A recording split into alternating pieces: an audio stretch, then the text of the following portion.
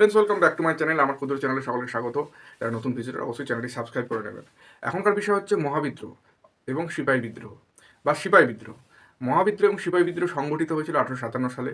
মহাবিদ্রোহের কারণ সম্পর্কে জানতে গেলে এবং মহাবিদ্রোহ পটভূমি সম্পর্কে জানতে গেলে এই ছোট ভিডিওটি অবশ্যই দেখে নিতে হবে। মহাবিদ্রোহের কারণ বা পটভূমি সম্পর্কে আলোচনা করব আমরা চারটি বিষয় নিয়ে। একটি হচ্ছে রাজনৈতিক কারণ, 2 নম্বর হচ্ছে অর্থনৈতিক কারণ, 3 নম্বর ধর্মীয় কারণ, 4 নম্বর হচ্ছে সামরিক কারণ।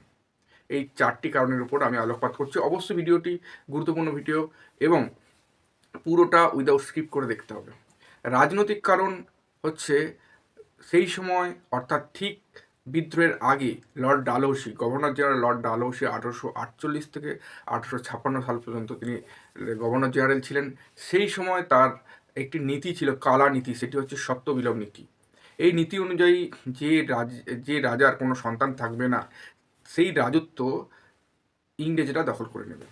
এই নীতির উপর ডিপেন্ড করে প্রথম সাতারা, তারপর নাগপুর, ঝাঁসি, জয়পুর, সম্বলপুর এই রাজত্বগুলো দখল করে নেয় এবং তার প্রভাবস্বরূপ, তার ফলস্বরূপ এই মহাবিদ্রোহ। রাজনৈতিক কারণের মধ্যে আরেকটি কারণ পড়ছে, সেটি হচ্ছে 1856 সালে কুশাসনের অভিযোগে অযোধ্যা রাজত্ব থেকে রাজাকে সরিয়ে সেই রাজ্য দখল করে হচ্ছে ইংরেজরা। এই রাজনৈতিক কারণের ফলস্বরূপ এই মহাবিদ্রোহ। 2 নম্বর হচ্ছে অর্থনৈতিক কারণ। অর্থনৈতিক কারণ খুব দীর্ঘ প্রসারী। এমন কর ব্যবস্থা চালু করেছিল যেটা সাধারণ মানুষের এবং কৃষক সমাজের পরিণতি খুব দুর্বিষহ হয়ে গিয়েছিল। তাদের আর্থসামাজিক ব্যবস্থা সমস্ত দিক দিয়ে জর্জরিত হয়ে পড়েছিল। এর ফলে সাধারণ মানুষ এবং কৃষক সমাজ পুরোপুরি ইংরেজদের এগেনস্টে চলে গিয়েছিল। এই হচ্ছে অর্থনৈতিক কারণ। তারপরে হচ্ছে ধর্মীয় কারণ। ধর্মীয় কারণ হচ্ছে আমাদের দেশে দুটি প্রধান ধর্ম ছিল, একটি হচ্ছে হিন্দু, 2 নম্বর হচ্ছে মুসলিম। এই দুই ধর্মকে প্রাধান্য না দিয়ে এই দেশে খ্রিস্টান ধর্ম প্রচলন করতে চেয়েছিল ইংরেজরা। তার ফলস্বরূপ দীর্ঘদিনের একটি বঞ্চনা স্বরূপ এই মহাবিদ্রোহের ফল।